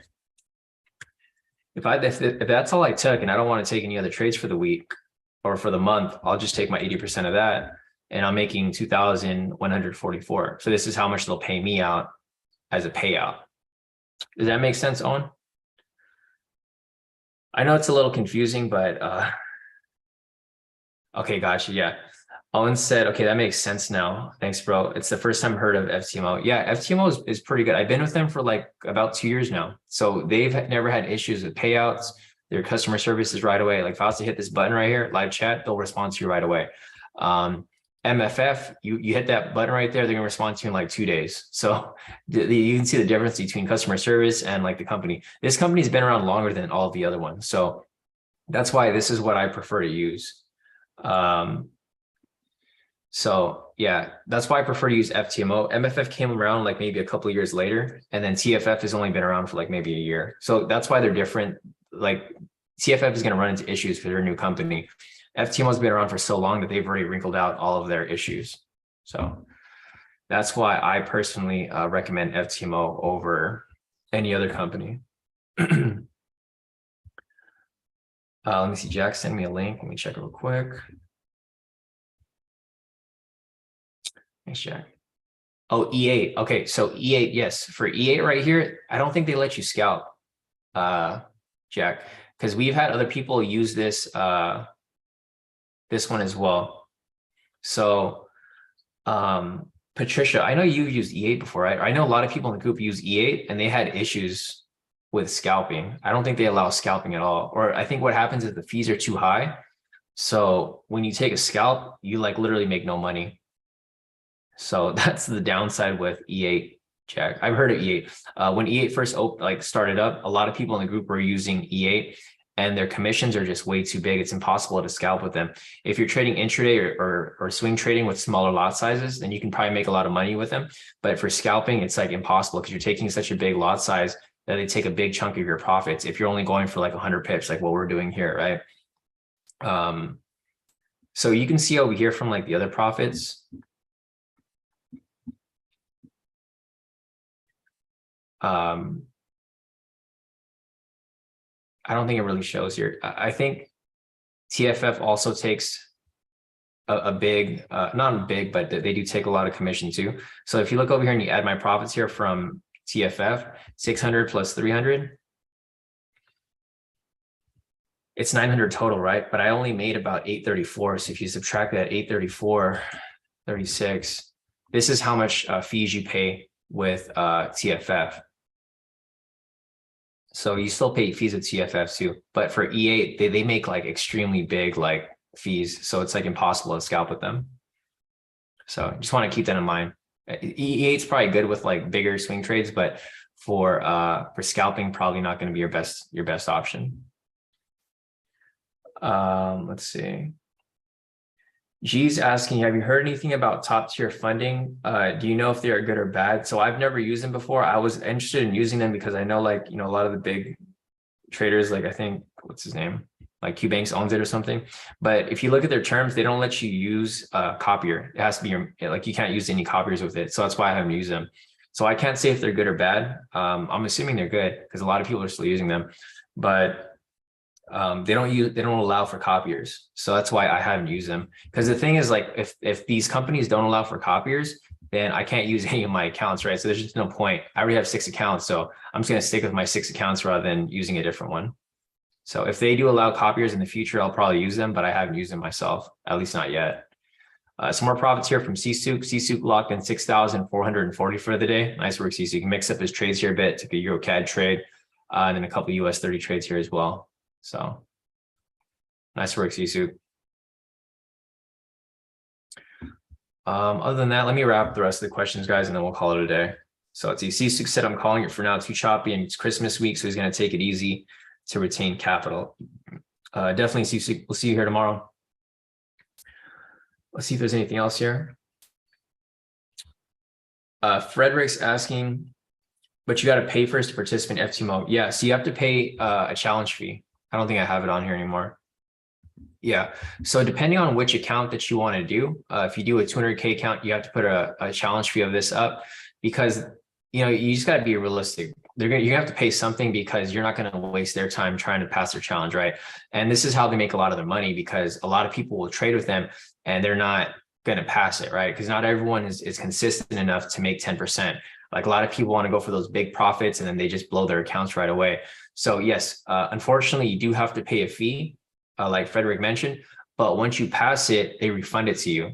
So say you pass your challenge, you pass your verification, you get your payout on your funded account, they'll refund you this entire fee. So once you get refunded that fee, you're basically trading risk-free at that point. You don't have to risk any money. But yes, the big downside is that you do have to pay an upfront fee to take their challenge. But you know, if you're consistent, like if you stick to the live session and all you do is take my live trades here, then you should have no problem passing. The problem with most people is they'll take the trades with me here on live, make their profits, and then they'll keep trading after and they'll blow their account. Right. So if you guys can just stay disciplined and focused, just trade during the live sessions with me each morning, you guys should have no problem, you know, passing your challenge, getting verified and getting funded. But the real key is just being disciplined and consistent. That's the main thing. But yeah, Frederick, unfortunately, that's the main thing. But once you get funded, you get the money back. So it's like, it's just a deposit, basically. You know, it's like if you're putting a deposit on a car, right? So if you put a deposit on a car and you're like, hey, I'm going to come pick this car up tomorrow. If you don't come pick up that car, they keep your deposit. Same with like FTMO. You don't pass the challenge like you promised, then you lose your deposit. If you pass the challenge and they give you the money back.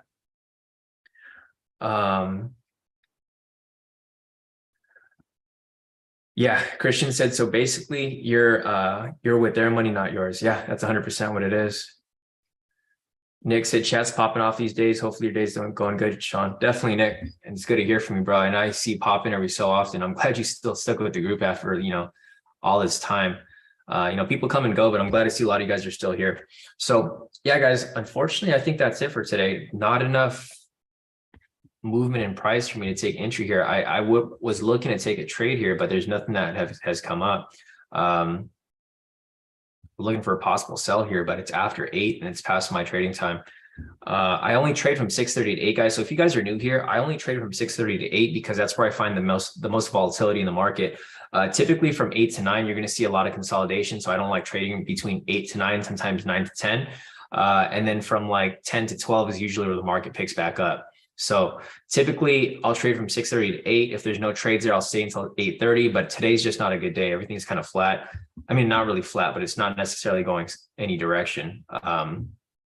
You guys can see right here, I drew this range from earlier this morning, 5:30. It was ranging, faked out both ways, shot up above here, faked out again, pulled right back into this area, another fake out right here. And what's happening again, same thing, pulled right back, like literally right back into the range. So it's not necessarily a good time to enter any trades right now.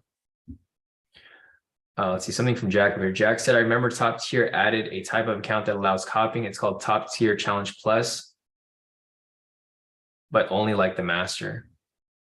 Oh, that's cool.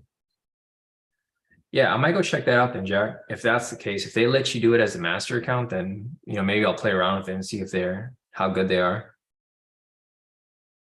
Yeah, no, it's pretty solid. Oh, thanks, Zach. Zach said, so heads up from Zach. He said, free ticket, repeat ticket for FTMO today in your gift challenge if you win. So if you guys have been on FTMO, they've been having this this advent calendar where every day they're giving out prizes. So if you guys want to sign into your FTMO and check that off, you can possibly win a free repeat.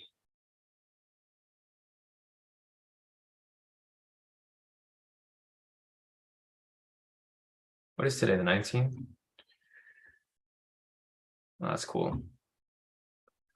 All right, guys. So I think that's it for today. Unfortunately, there's no entries for us today. As I mentioned, the market really hasn't pushed in a direction where we can take entries, but it's okay. It's only Monday. So we have till Friday to trade. We have another 4 days. So if you guys have any questions, feel free to reach out.